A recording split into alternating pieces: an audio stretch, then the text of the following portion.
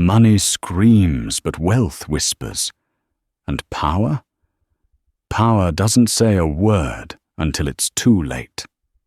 When Beatrice Vane, the wife of a high-ranking oil tycoon, decided to physically drag a young black woman out of seat 1A on a flight from London to New York, she thought she was cleaning up the cabin. She thought she was untouchable. But she didn't know that the woman she just humiliated wasn't just a passenger. She was the reason the plane was allowed to fly at all. Within 10 minutes, the engines cut, the doors locked, and the pilot walked out with a terrifying announcement. This is the story of how one act of arrogance grounded an entire international flight and ended a dynasty. Heathrow Airport's Terminal 5 hummed with the quiet, expensive murmur of the elite. Outside the floor-to-ceiling windows, the grey London drizzle coated the tarmac, but inside the exclusive first-class lounge, the air smelled of espresso and expensive perfume. Zara Winslow adjusted the hood of her oversized charcoal grey cashmere sweater. She wasn't trying to hide exactly, but after a 70-hour week negotiating a lithium mining contract in the Congo and finalizing a merger in Berlin, she just wanted to disappear. She checked her phone, a cracked, generic model she used for travel to avoid being targeted. There were 3 missed calls from the board, but she swiped them away. Today, she was just a passenger in seat 1A. She picked up her battered leather duffel bag, vintage, distressed, and worth more than most cars, though it looked like something found in a thrift store, and headed toward the gate. "Priority boarding for first class," the gate agent announced. Zara moved forward, her sneakers squeaking slightly on the polished floor. "Excuse me." A sharp, icy voice cut through the air behind her. "Staff entrance is that way, dear." Zara paused and turned. Standing there was a woman who looked like she had been dipped in gold and frozen. Beatrice Vane wore a white Chanel suit that defied the laws of travel cleanliness. Her blonde hair was a helmet of hairspray, and her fingers were heavy with diamonds that caught the terminal lights aggressively. Beside her stood a man who looked terrified. Her husband, Arthur Vane, a man known in the tabloids for his questionable real estate deals and lack of spine. "I'm sorry," Zara said, her voice low and raspy from exhaustion. Beatrice sniffed, looking Zara up and down with open disdain. "The cleaning crew uses the service elevator. This line is for first-class passengers, people who pay." Zara didn't blink. She was used to this. She had bought her first company at 19 and her first skyscraper at 22. Being underestimated was her favorite business strategy. "I have a ticket," Zara said simply, holding up her digital pass. Beatrice scoffed, a harsh, ugly sound. "Affirmative action upgrades, I suppose? Or did you win a lottery? It doesn't matter. Just don't stand in front of me. I need to get settled before the riffraff clogs the aisles." Beatrice shouldered past Zara, her Louis Vuitton carry-on clipping Zara's shin. Arthur gave Zara an apologetic grimace, but followed his wife like a well-trained poodle.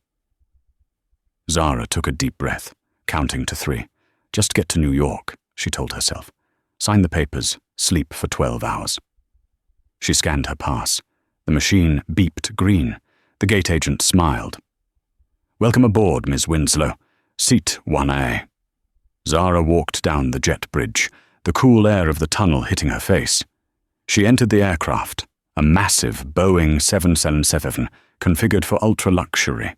She turned left into the first-class cabin. It was a sanctuary of soft leather and walnut trim. And there, sitting in seat 1A, was Beatrice Vane. Beatrice had already kicked off her heels and was arranging a mountain of pillows around herself. She was on her phone, speaking loudly. "Yes. Well, it's decent. Not a private jet, but Arthur's liquidity issues meant we had to fly commercial.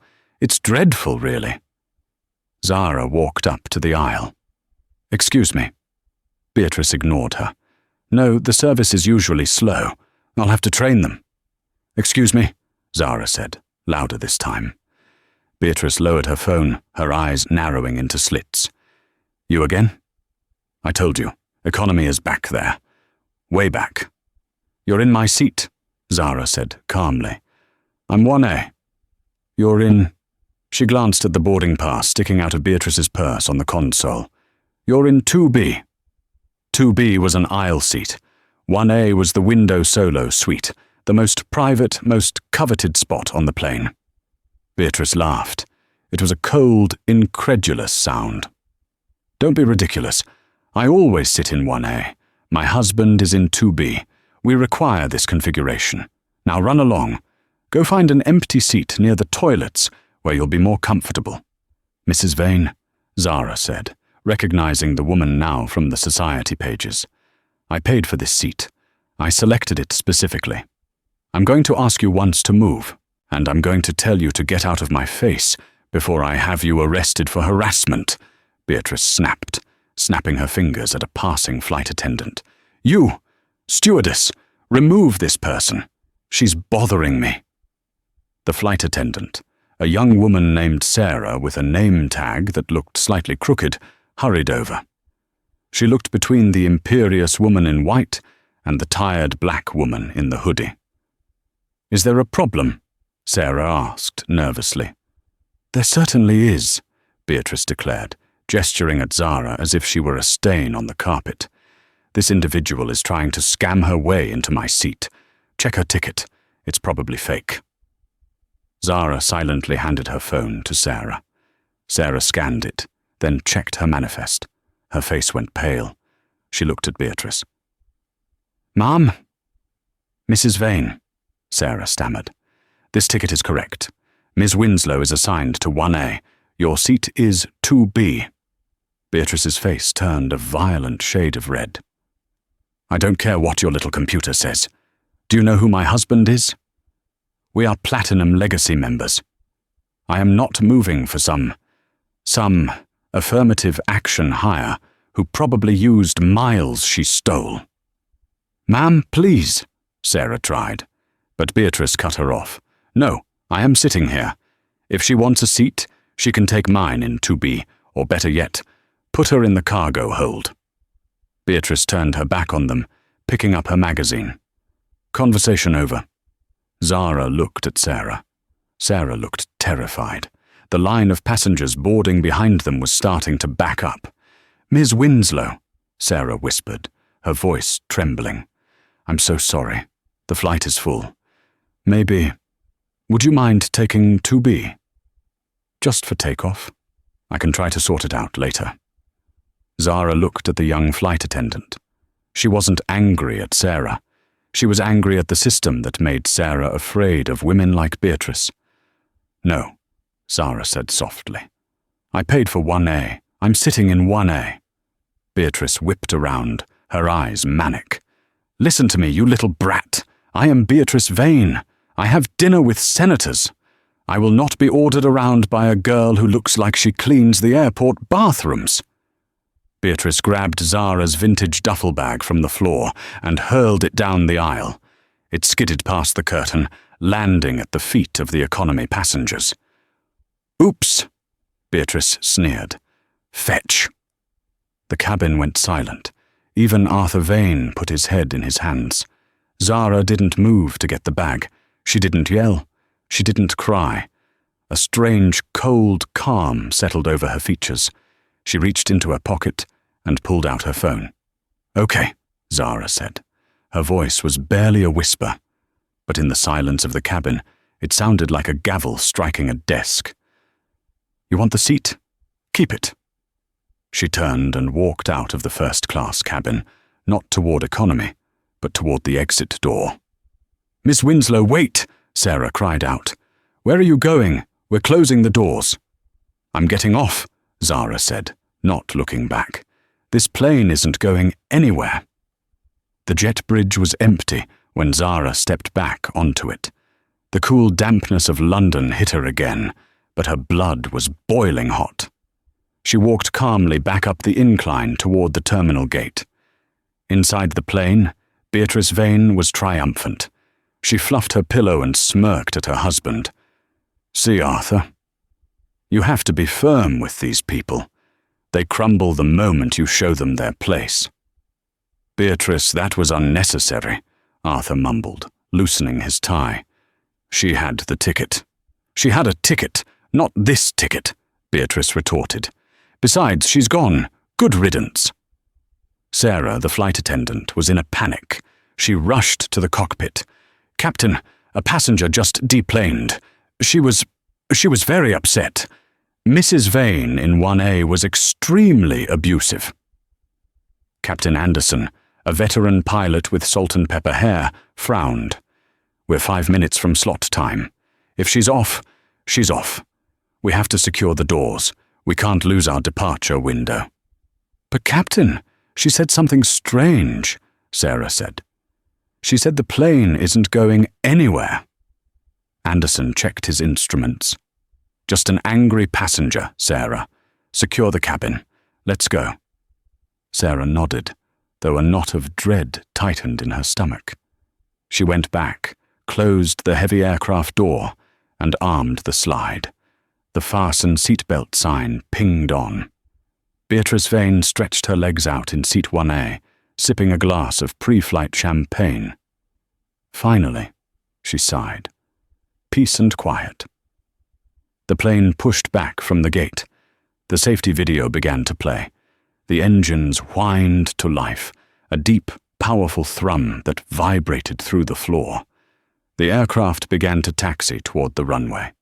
Inside the terminal, Zara Winslow stood by the floor-to-ceiling window, watching the massive bird move slowly away. She had her phone to her ear. "Yes, this is Zara Winslow," she said. Her voice was crisp, authoritative. "Authorization code, Zulu Whiskey 90 Alpha. Connect me to the Director of Operations for Atlantic Air. Immediately." There was a pause, then a frantic clicking on the other end. "Ms. Winslow, this is Director Hames. My God, we weren't expecting you to call on this line. Is everything all right?" "No, Hames, it isn't," Zara said, her eyes fixed on the plane taxiing away. "I'm currently standing at Gate 42 at Heathrow. I was just assaulted and removed from my seat on Flight 880 to JFK." "Assaulted?" Hames sounded like he was choking. "By who?" "Staff. By a passenger, and your staff allowed it to happen," Zara said coldly. "But that's a personnel issue we will deal with tomorrow. Right now, I have a security concern. I have reason to believe the integrity of the first-class cabin has been compromised by a hostile individual. I am initiating a code-red lockout. Ms. Winslow, you want to ground the flight?" "I don't want to," Zara said. "I am ordering it. Ground Flight 880. Turn it around, now." "Understood," Hames said instantly. "Executing immediate recall."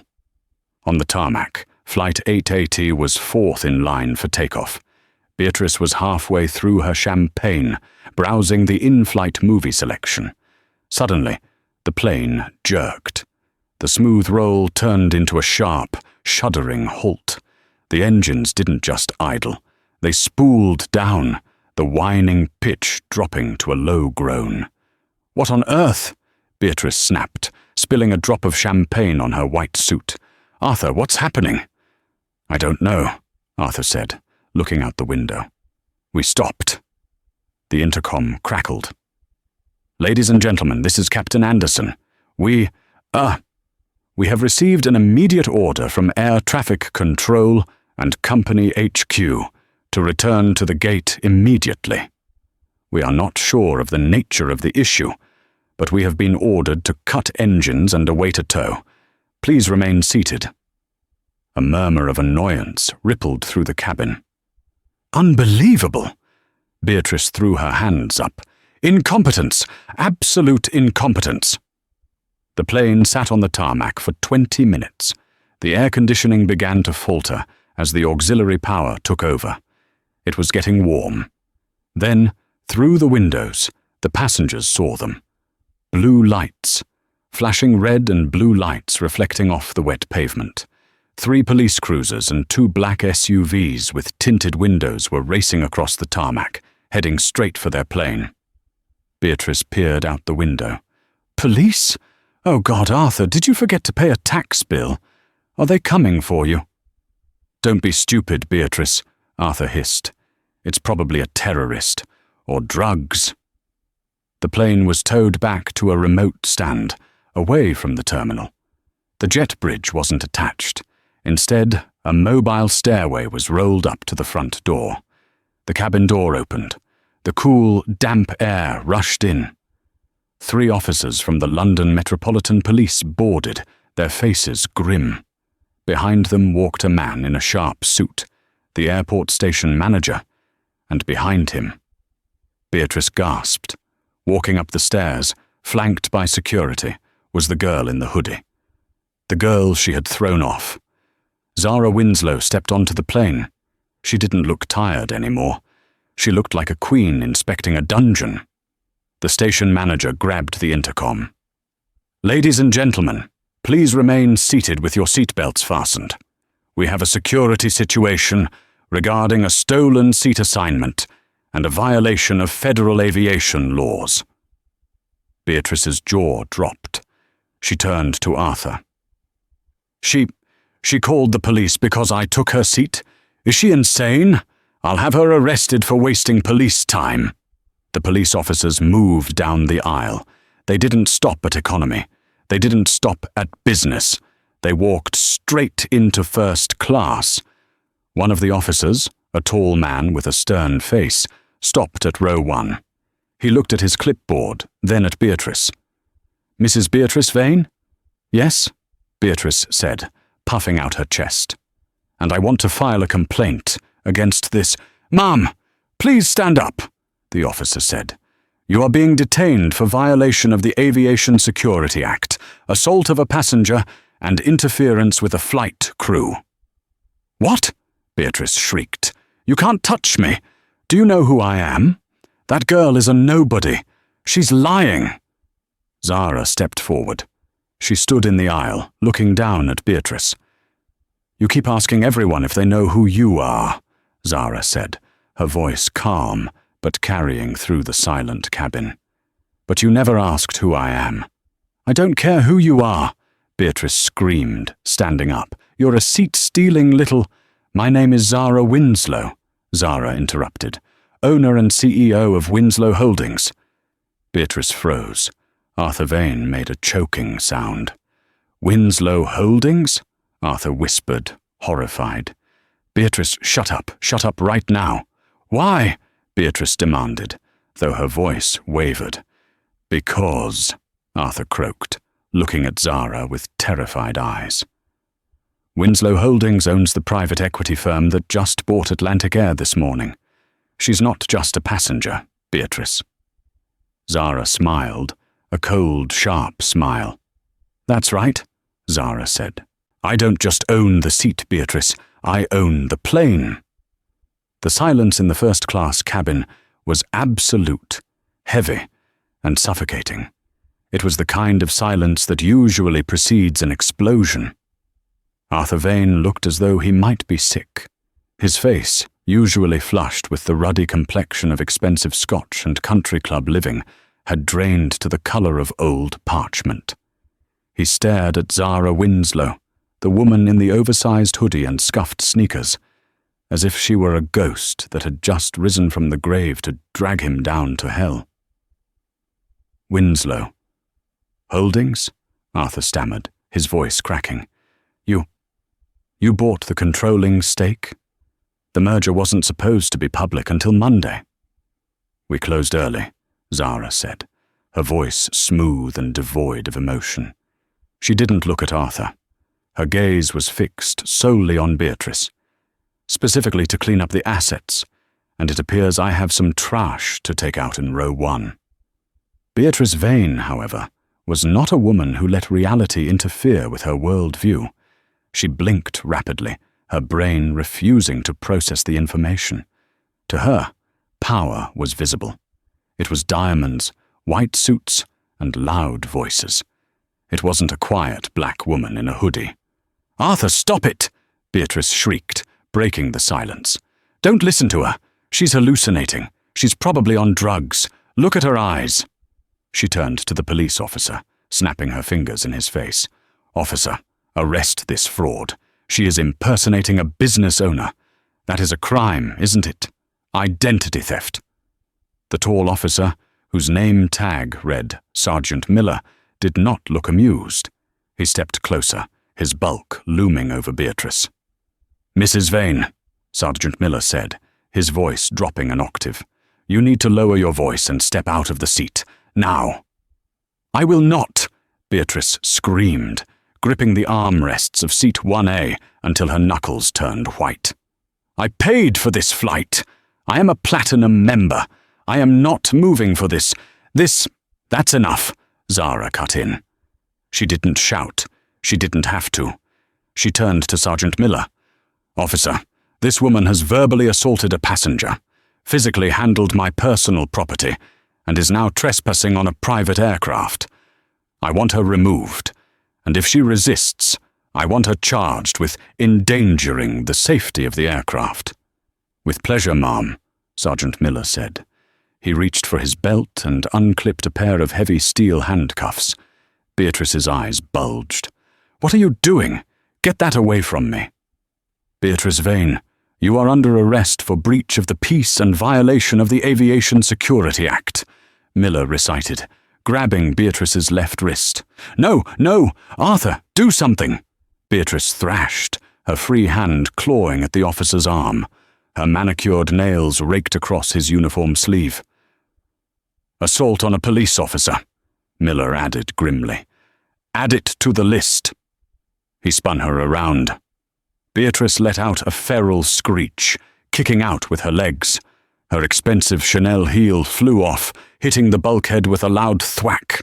Miller forced her arms behind her back. The metallic click-click of the handcuffs echoed through the cabin, a sound more final than a judge's gavel. "Get off me! You're hurting me!" Beatrice wailed, her dignity completely disintegrating. "Do you know who I am? I will have your badge. I will sue the department. I will buy this airport and fire you." "You can tell it to the magistrate," Miller grunted, hauling her up by her arm. Arthur Vane stood up, trembling. "Officer, please. My wife she's under a lot of stress. We can sort this out." "You're coming too, sir," another officer said, stepping forward. "You're an accomplice to the disturbance. Grab your bags." "Me?" Arthur squeaked. "I didn't do anything." "Exactly," Zara said. She was leaning against the galley wall, arms crossed. "You watched. You let her throw my bag. You let her speak to me like I was dirt." "Silence is complicity, Arthur. Enjoy the ride." The scene that followed was the stuff of nightmares for the Vane family, and pure entertainment for everyone else. Beatrice Vane, the Queen of Kensington, was frog-marched down the aisle of the plane she had refused to leave. Because the jet bridge hadn't been reconnected, they had to exit via the mobile stairs. This meant they had to walk past the entire plane. As Miller shoved Beatrice past the curtain into the business-class cabin, heads turned. Passengers who had been annoyed by the delay now realized they were witnessing a live drama. Phones popped up over the seatbacks like periscopes. "Is that Beatrice Vane?" someone whispered. "Oh my God, she's in cuffs. Record it! Record it!" Beatrice saw the phones and tried to hide her face, but she couldn't cover herself with her hands cuffed behind her back. She thrashed again. "Stop filming, it's illegal, stop it!" Her screaming only drew more attention. By the time they reached the economy cabin, the passengers were cheering. They had heard the commotion. They knew someone in first class had caused the delay. Seeing a wealthy woman in a ruined white suit being dragged off by police was a cathartic release for every traveller who had ever been squeezed into a middle seat. "Have a nice trip," a teenager in row 34 yelled. "Don't drop the soap," someone else shouted. Beatrice was sobbing now, heavy, ugly sobs that smeared her mascara down her cheeks. She looked at Arthur, who was walking behind her, carrying her purse and his briefcase. His head hung so low his chin touched his chest. "Arthur, fix this," she wailed. Arthur didn't answer. He was too busy hiding his face from the cameras. They reached the door. The cold wind whipped Beatrice's hair into a frenzy. She looked back one last time, hoping for mercy. She saw Zara Winslow standing at the front of the first-class cabin, watching. Zara raised one hand and gave a small, polite wave. "Bye, Beatrice." Miller pushed Beatrice forward, and she stumbled down the metal stairs, her bare foot hitting the cold, wet metal, descending from the high life straight into custody. Back in the cabin, the atmosphere shifted instantly. The tension broke. Sarah, the flight attendant who had been terrorized by Beatrice, walked up to Zara. Her hands were shaking. Tears were welling in her eyes. "Miss Winslow," Sarah whispered. I am so sorry. I should have done more. I was afraid of her." Zara looked at the young woman. Her expression softened. She uncrossed her arms and placed a hand on Sarah's shoulder. "I know," Zara said gently. "People like her thrive on fear. They bank on the fact that you need this job more than they need to be decent human beings. It's not your fault, Sarah." "I was going to move you," Sarah sniffed, wiping her eyes. "I felt so awful." "You followed protocol for a difficult passenger," Zara said. "But starting tomorrow, the protocol changes. No one, and I mean no one, treats my crew like servants. If a passenger abuses you, they don't fly. Period. I'll be sending a memo to the entire fleet." Sarah looked at Zara as if she was seeing a superhero. "Thank you, Miss Winslow." Zara nodded and looked around the luxurious cabin, now empty of the screaming woman. She walked over to seat 1A. She picked up the pillow Beatrice had fluffed. She handed it to Sarah. "Burn this," Zara said deadpan, "and get me a fresh one. We have a flight to catch." While Flight 880 was being refueled and reslotted for takeoff, a process expedited by the fact that the owner was on board, Beatrice and Arthur Vane were experiencing a very different kind of hospitality. They were in the holding cells of the Heathrow police station. It was a stark contrast to the first-class lounge. The walls were painted a depressing shade of institutional cream, peeling in the corners. The air smelled of stale disinfectant and despair. Beatrice had been processed. Her jewelry, the diamonds she brandished like weapons, had been catalogued and sealed in a plastic bag. Her shoes were gone. Her white Chanel suit was stained with airport grease from when she had tried to kick the police car door open. She sat on the hard wooden bench, shivering. The rage had burned out, replaced by a cold, creeping dread. "I want my phone," she muttered to the empty room. "I need to call my lawyer." "You've made your call, Mrs. Vane," the custody sergeant said through the hatch. "Your solicitor is stuck in traffic on the M25. You'll have to wait." In the adjacent cell, Arthur sat with his head in his hands. He wasn't worried about the charges. He was worried about the phone call he had been allowed to make before they took his mobile. He had called his chief financial officer. "Arthur, where are you?" the CFO had screamed. "The news is everywhere." "What news?" Arthur had asked. "I'm at the airport." "Not the arrest." "Well, yes, the arrest is leaking, but the market." "Arthur, Winslow Holdings just issued a press release. They've initiated a hostile audit of Vane Real Estate's pending loans. They're calling in the debt. All of it. Today." Arthur groaned, rocking back and forth. Zara Winslow hadn't just grounded the plane. She had grounded his entire life. He knew his liquidity was non-existent. He had been leveraging debt to pay debt, a house of cards built on the assumption that banks would always be polite to rich white men. But Zara Winslow wasn't a bank. She was a shark, and she smelled blood. Meanwhile, back in the digital world, the ripple effect was turning into a tsunami. A passenger in seat 3A, a 20-year-old tech influencer named Leo, had recorded the entire incident. He hadn't just recorded the arrest. He had been discreetly filming from the moment Beatrice threw Zara's bag. He uploaded the video to TikTok with the caption, "Karen throws billionaire's bag, finds out she owns the airline." Instant karma. Flight reso warto fafo. Within 30 minutes, the video had 500,000 views. By the time the veins were being fingerprinted, it had 4 million. The internet works fast, and it works without mercy.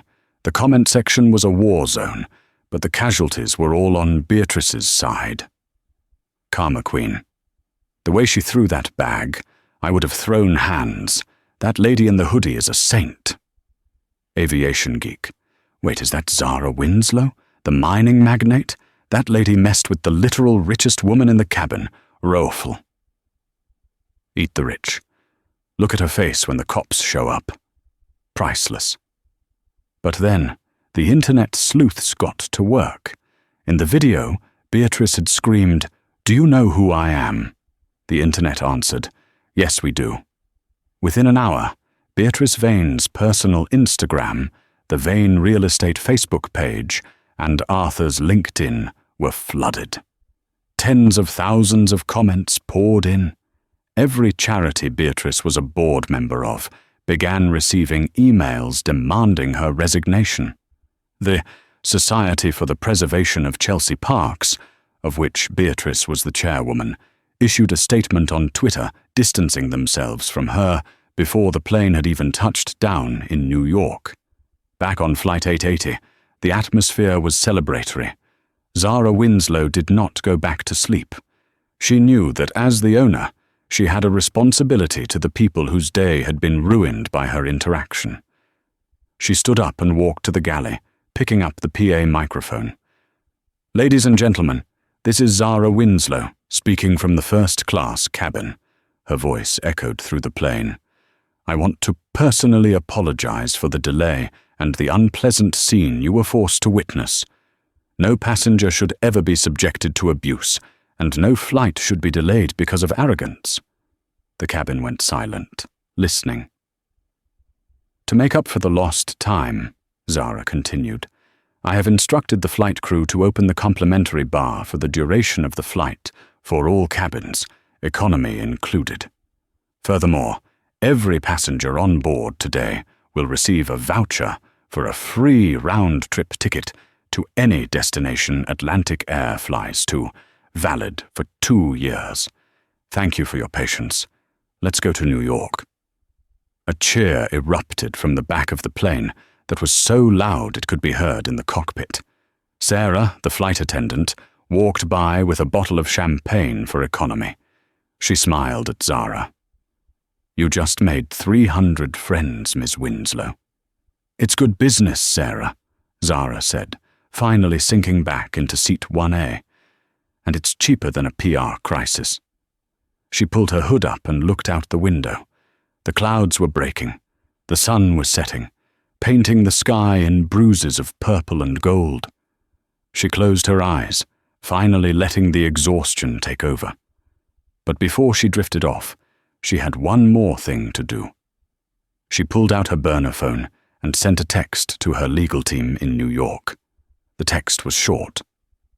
"Prepare the eviction notices for the Vane penthouse on 5th Avenue. I believe we hold the mortgage on that building too. Execute at 9:00 a.m. tomorrow." She hit send, dropped the phone in her lap, and fell asleep.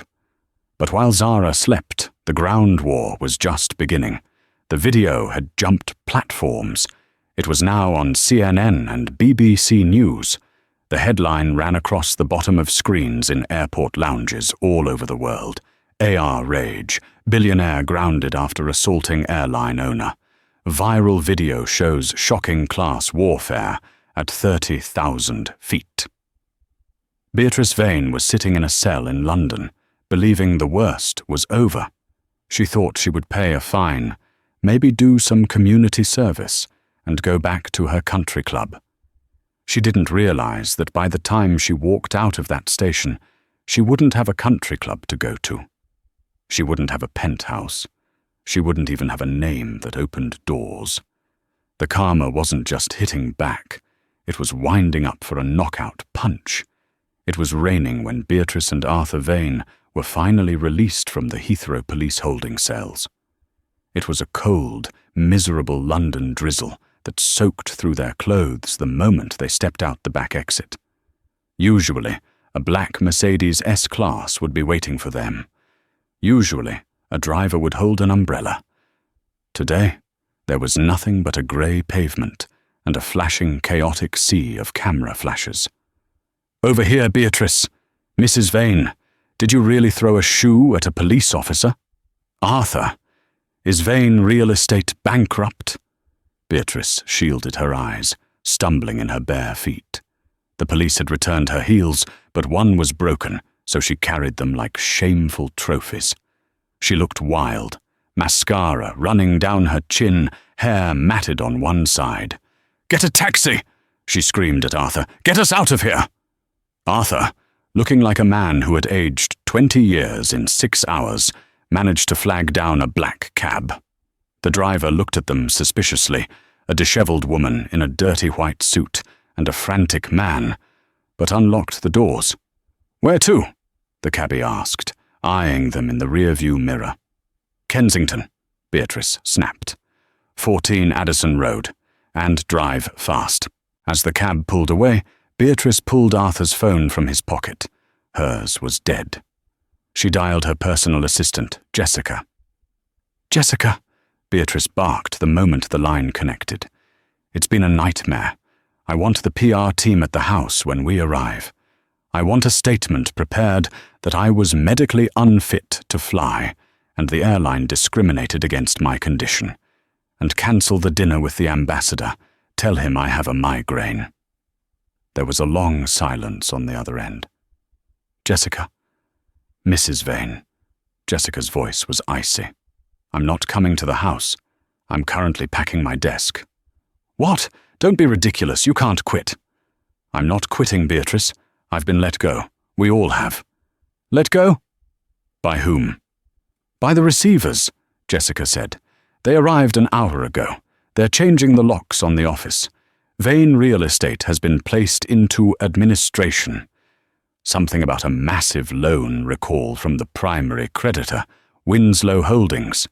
They froze the payroll accounts." Beatrice felt the blood drain from her face. That's impossible. Arthur, tell her it's impossible." She shoved the phone at Arthur. He listened for 10 seconds, his face turning ashen. He hung up and let his head drop back against the seat. "It's true," Arthur whispered. "The loan covenants. There was a clause, a reputational risk clause. If the principals of the company are involved in criminal activity, the lender can demand immediate repayment of the full principal." "But we haven't been convicted," Beatrice shrieked. "The video. Beatrice," Arthur said, his voice trembling with a mix of fear and hatred. "The video of you assaulting the officer. That's enough for them to trigger the clause. Zara Winslow pulled the trigger." The cab arrived at their Kensington townhouse, a 6-story monument to vanity, with white pillars and a manicured hedge. But as they climbed out, Beatrice stopped dead. There were 2 vans parked in the driveway. Men in blue coveralls were walking out of her front door carrying boxes. "Hey!" Beatrice yelled, running up the steps, ignoring the pain in her bare feet. "What are you doing? That's my vase! That's Ming Dynasty! Put it down!" A man with a clipboard stepped in front of her. He was broad-shouldered and held a tablet. "Mrs. Vane?" he asked. "Yes, get out of my house." "I can't do that, Ma'am. I'm the High Court enforcement officer," he said calmly. "We are executing a writ of possession on behalf of the bank. This property was used as collateral for your business loans." But this is my home." "It was," the officer corrected. "As of 4 p.m. today, Title has reverted to the lender. You have 20 minutes to collect essential personal items, medication and documents only. No valuables." "Arthur!" Beatrice screamed, turning to her husband. "Do something!" But Arthur was sitting on the wet steps, weeping. "It's the New York penthouse, too," he sobbed. "I just got the email. They evicted the staff. They're changing the codes. It's all gone, Beatrice. It's all gone." Beatrice stood there, the rain plastering her hair to her skull. She looked at the enforcement officer, then at her weeping husband, and finally at the sky. "She can't do this," Beatrice whispered, a dangerous manic light entering her eyes. "She thinks she can take everything? I'll show her. I'll show everyone." 3 days later, the Central London Magistrates' Court was besieged. It looked less like a legal proceeding and more like a movie premiere. Satellite trucks lined the streets. A crowd of protesters held signs that read, "Eat the Rich" and "Team Zara." Inside, courtroom 4 was packed to capacity. Beatrice Vane sat in the defendant's box behind the glass screen. She had tried to look presentable, wearing a navy blue dress she had managed to salvage, but the stress was etched into her face. The bags under her eyes were heavy, and her hands wouldn't stop twitching. She was facing 3 charges: assault by beating of the police officer, common assault of Zara Winslow, and a violation of the air navigation order, endangering the safety of an aircraft. Arthur had been charged separately and had already pleaded guilty to a lesser charge of public disorder to avoid jail time. He was sitting in the gallery, head down, refusing to look at his wife. The prosecutor, a sharp woman named Ms. Kincaid, stood up. "Your Honor, this is a case of staggering entitlement," Kincaid began. "The defendant, Mrs. Vane, believed her status placed her above the law. She assaulted a fellow passenger, disrupted an international flight, costing the airline hundreds of thousands of pounds, and then violently resisted arrest." Beatrice's lawyer, a court-appointed solicitor named Mr. Prowse, because they could no longer afford their usual legal team, stood up nervously. "Your Honor, my client was under extreme duress. She was suffering from dehydration and stress. She apologizes for the misunderstanding." "Misunderstanding?" The magistrate, a stern woman with glasses perched on her nose, looked over them at Beatrice.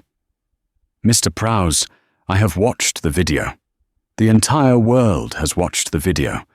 Your client threw a heavy leather bag at a passenger's head." "She provoked me," Beatrice blurted out, standing up in the box. "Sit down, Mrs. Vane," Prowse hissed. "No," Beatrice shouted, gripping the railing. "That woman, that Winslow girl, she set me up. She knew who I was. She baited me. This is a conspiracy to destroy my family." The magistrate's gavel banged down. "Mrs. Vane, you will remain silent, or you will be held in contempt." "I want to face my accuser," Beatrice cried. "She's too cowardly to show up. She's probably hiding in her private jet." The heavy oak doors at the back of the courtroom opened. A hush fell over the room. The clicking of cameras from the press gallery went silent. Zara Winslow walked in. She wasn't wearing a hoodie today. She was wearing a tailored black power suit that probably cost more than the magistrate's car. Her hair was pulled back in a sleek bun. She walked with a stride that commanded absolute attention. Flanked by 2 security guards, she walked down the center aisle. She didn't look at the press. She didn't look at Arthur. She looked straight at Beatrice. Zara took a seat in the witness waiting area, then was immediately called to the stand. She took the oath with a calm, steady voice. "Ms. Winslow," the prosecutor asked, "could you describe the events of Tuesday the 14th? "I boarded the flight and proceeded to my assigned seat, 1A, Zara said clearly. Mrs. Vane was occupying it. When I showed her my ticket, She refused to move. She used derogatory language regarding my appearance and implied I had stolen the ticket. When I refused to leave the first-class cabin, she threw my bag at me. Did you provoke her?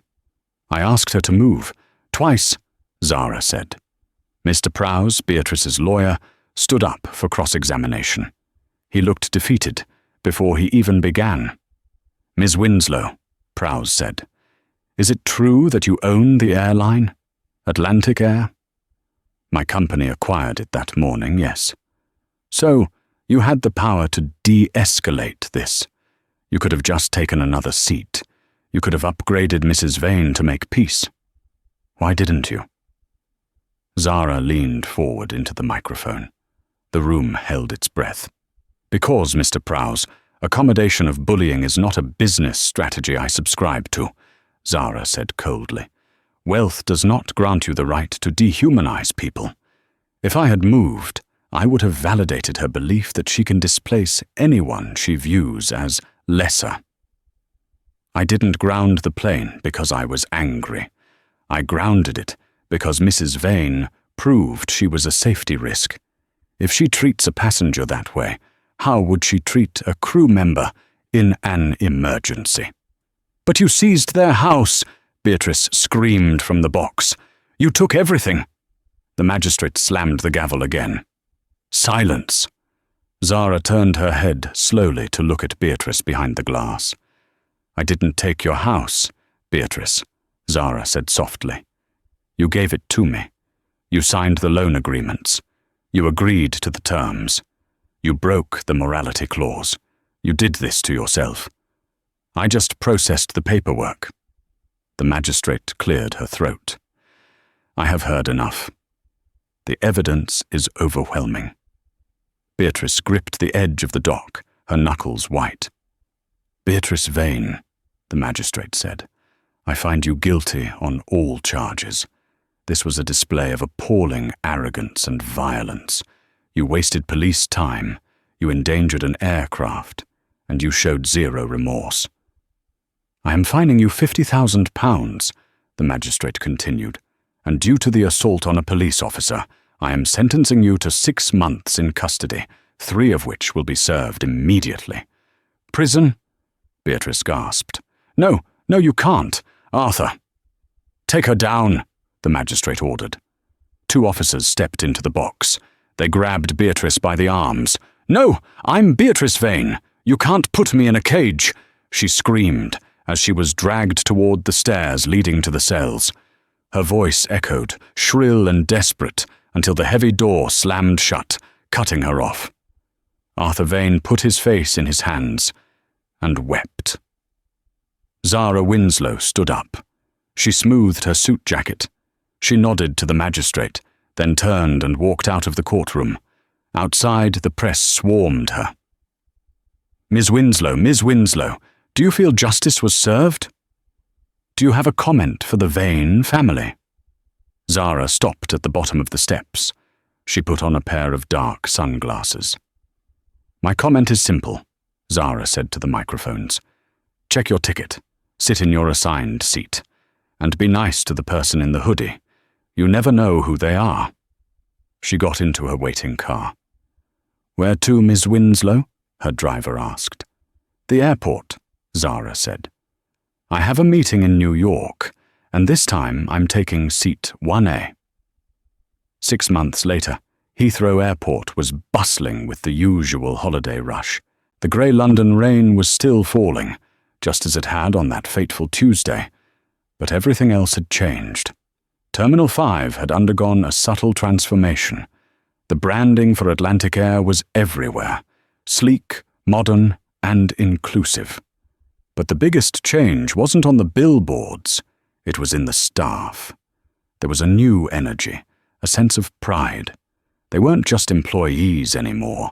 They were part of a company that had publicly proven it would protect them. In the first-class lounge, the air still smelled of expensive espresso and perfume. Business tycoons tapped on laptops, and celebrities hid behind dark glasses. Pushing a heavy cart full of dirty dishes and trash bags through the lounge was a woman in a grey custodian's uniform. Her hair, once a helmet of blonde perfection, was now dull and pulled back into a severe, practical knot.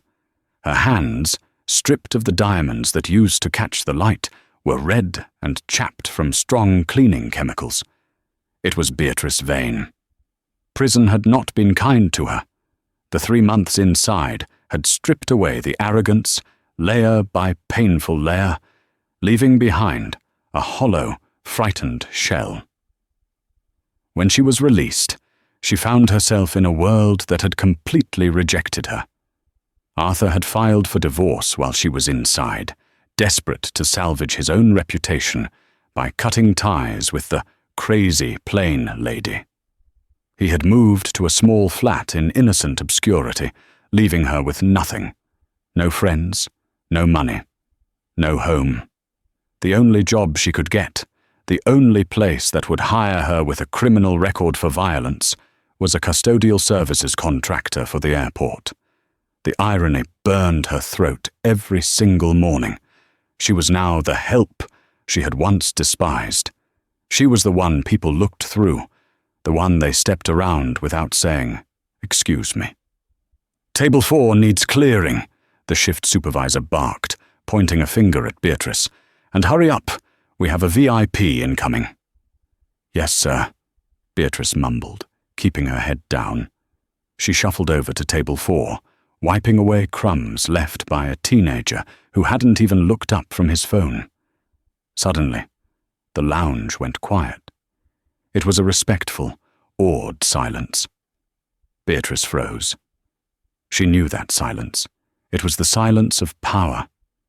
She looked up, clutching her spray bottle like a shield. Walking into the lounge was Zara Winslow.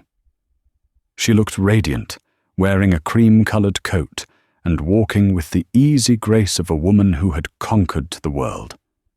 She wasn't alone. Walking beside her was Sarah, the flight attendant from 6 months ago. Sarah wasn't wearing a flight attendant's uniform anymore. She was wearing a business suit. She had been promoted to Director of Customer Experience. Beatrice tried to shrink behind her cart. She prayed to disappear. She prayed the floor would open up and swallow her whole. But fate wasn't done with her yet. "The new scholarship program is fantastic, Zara," Sarah was saying, her voice carrying clearly.